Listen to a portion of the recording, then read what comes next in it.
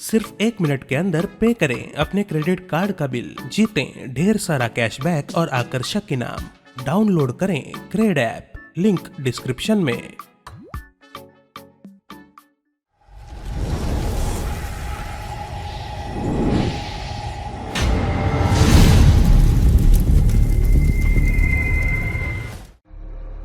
तीस 2 sentence horror stories. दोस्तों, इस वीडियो में हम सुनेंगे कुछ डरावनी 2 सेंटेंस हॉरर स्टोरीज जिन्हें मैं इंग्लिश से हिंदी में ट्रांसलेट कर रहा हूं। और इन स्टोरीज को और ज्यादा डरावनी बनाने के लिए मैं इनमें अपनी तरफ से कुछ शब्द जोड़ूंगा। हो सकता है कि पहली बार में आपको इन स्टोरीज का मतलब ना समझ आए, लेकिन अगर आपको ये स्टोरीज पसंद आई तो लाइक और कमेंट करके मुझे जरूर बताएं, जिससे मैं आपके लिए ऐसे और वीडियोस बना पाऊंगा।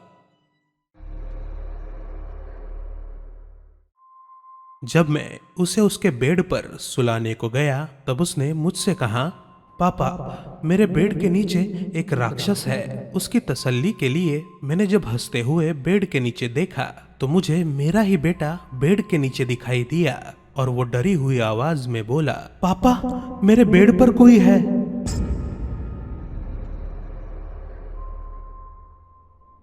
मैं यहाँ पर हिल भी नहीं सकता, ना सांस ले पाता हूँ, ना किसी से बात कर सकता हूँ और ना कोई मेरी आवाज सुन सकता है।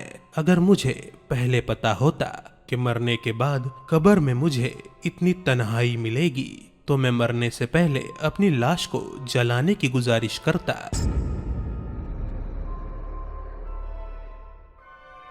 भूतों से डरो मत, उनका सामना करो। अपने दाएं देखो, फिर बाएं देखो, अलमारी के अंदर देखो या फिर खटिए के नीचे, लेकिन भूल कर भी ऊपर ना देखना। उसे बिल्कुल पसंद नहीं कि कोई उसकी तरफ देखे।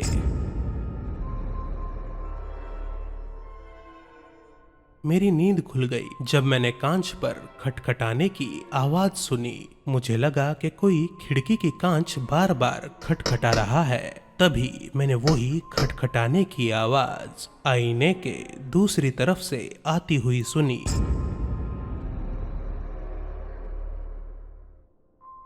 एक हंसता हुआ डरावना सा चेहरा मेरे घर के खिड़की के बाहर के अंधेरे से मुझे लगातार घूर रहा था। लेकिन मैं तो बिल्डिंग के 14th फ्लोर पर रहता हूं।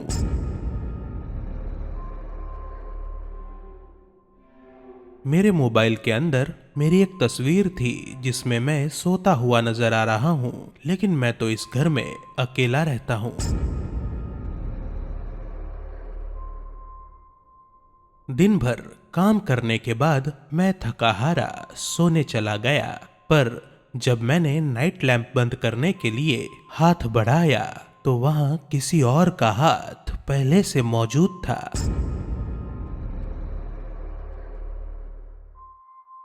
मेरी बेटी हर रोज बीच रात रोने लगती है। मैंने उसकी कब्र पर जाकर उसे ऐसा करने से मना भी किया था, लेकिन कोई फायदा नहीं हुआ। कल रात मेरी बीवी ने मुझे नींद से उठाया और मुझसे कहा कि घर में कोई चोर घुस आया है, पर पिछले साल ही इसी घर में घुसकर एक चोर ने उसका खून किया था।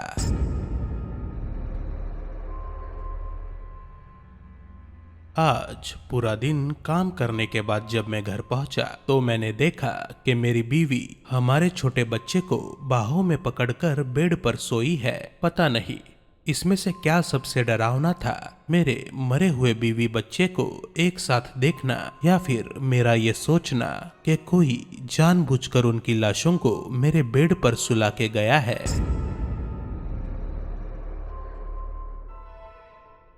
मेरी माँ ने आवाज देते हुए मुझे नीचे किचन में बुलाया। मैं नीचे जा ही रहा था कि किसी ने मेरा हाथ पकड़कर मुझे अलमारी के अंदर खींचा। वो मेरी माँ थी। उसने मुझसे कहा, नीचे मत जाना। मैंने भी वो आवाज सुनी थी।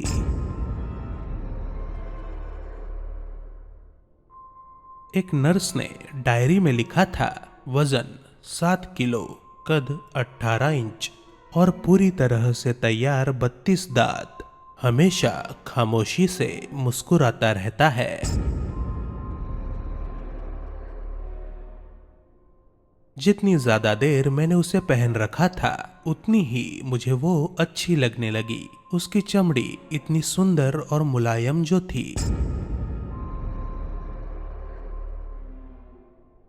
वो ऊपर के कमरे में अपने नन्हे बच्चे को देखने गई। बिस्तर खाली था और खिड़की खुली थी।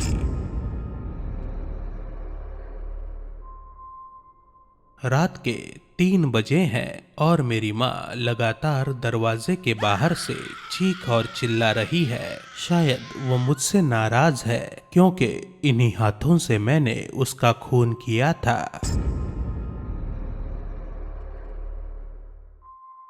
मुझे नींद नहीं आती।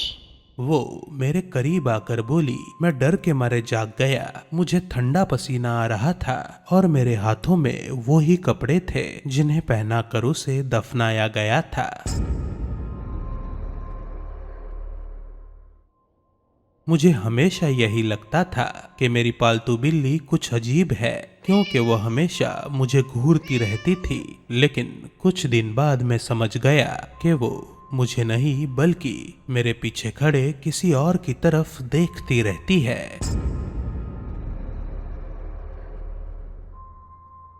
आईने के सामने खड़ी होकर मैं खुद को देख रही थी कि तभी मेरी परछाई ने पलक झपकाई। कल रात मैंने वीजी बोर्ड यूज किया था और मैंने सिर्फ एक ही सवाल पूछा था। बहुत देर तक जवाब न मिलने के कारण मैंने उस बोर्ड के साथ खेलना बंद कर दिया। लेकिन आज मुझे जवाब मिला और वो भी मेरे कमरे की छत पर खून से लिखा हुआ।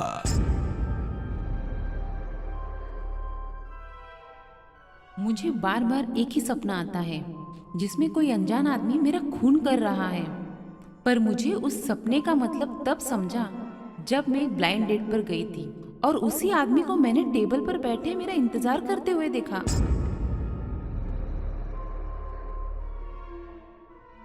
बिल्डिंग में मेरे घर के ऊपर रहने वाले लोग बहुत ज्यादा शोर करते हैं और इस बात की शिकायत जब मैंने बिल्डिंग के मालिक से की तो वो बोला, वो रूम वो तो कई महीनों से खाली पड़ा है। बिल्कुल नरम और जूसी और इसे हमेशा ही गर्मा गर्म खाना चाहिए। मुझे इंसानी मांस का स्वाद बहुत ज्यादा पसंद है। क्या तुम भी वो मधुर धुन सुन सकते हो जिसका मतलब है तुम्हारे मरने का समय आ गया?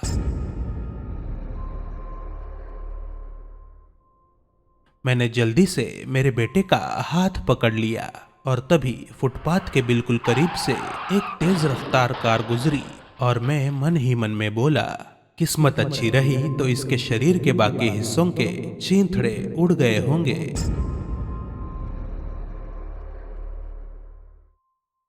भूख से बेहाल और थकान से परेशान मैं जंगल में भटक रहा था। लेकिन मेरी किस्मत बहुत अच्छी थी जो मुझे जंगल में हाइक करने आई एक अकेली लड़की दिखाई दी। अब मेरा पेट तो बिल्कुल भर चुका है लेकिन उसे मारते वक्त वो कुछ ज्यादा ही चिल्ला रही थी। दफन विधि के उस कार्यक्रम में पहुंचने को मुझे जरा देर ही हो गई थी, पर इस बात की किसी ने जरा भी शिकायत नहीं की क्योंकि जब मैंने ताबूत के अंदर देखा तो उसके अंदर मेरा ही बेजान शरीर पड़ा था। मैं मेरे नए दोस्त अमन के साथ रास्ते से गुजर रहा था, तभी मुझे सामने से आते हुए मेरे पापा नजर आए तो मैंने सोचा क्यों ना अमन को उनसे मिलवा दूं। हेलो पापा, ये मेरा नया दोस्त अमन है। कौन अमन? तुम्हारे साथ इस वक्त कोई नहीं है।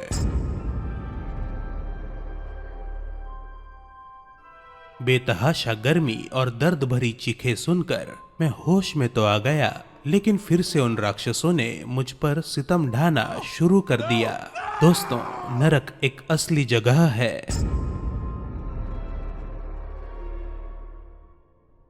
मेरी बिल्ली अब मेरे कंप्यूटर के पास शांति से सो रही है। मैं उसे अब तक 10 बार दफना चुका हूं। घड़ी में ठीक 3:15 हुए थे और एक सड़ी गली लाश मेरे पेट को नोच नोच कर खा रही थी। मैं चिल्लाते हुए जाग गया और सोचने लगा, अच्छा हुआ ये सिर्फ एक डरावना सपना था। उस वक्त घड़ी में 3:14 हो चुके थे। तभी मेरे अलमारी का दरवाजा आहिस्ता से खुलने लगा। अगर आपको ये वीडियो पसंद आया तो इसे लाइक करें और अपने दोस्तों के साथ व्हाट्सएप पर शेयर कर दें। इसी तरह के और वीडियोस देखने के लिए इस चैनल को सब्सक्राइब करना ना भूलें।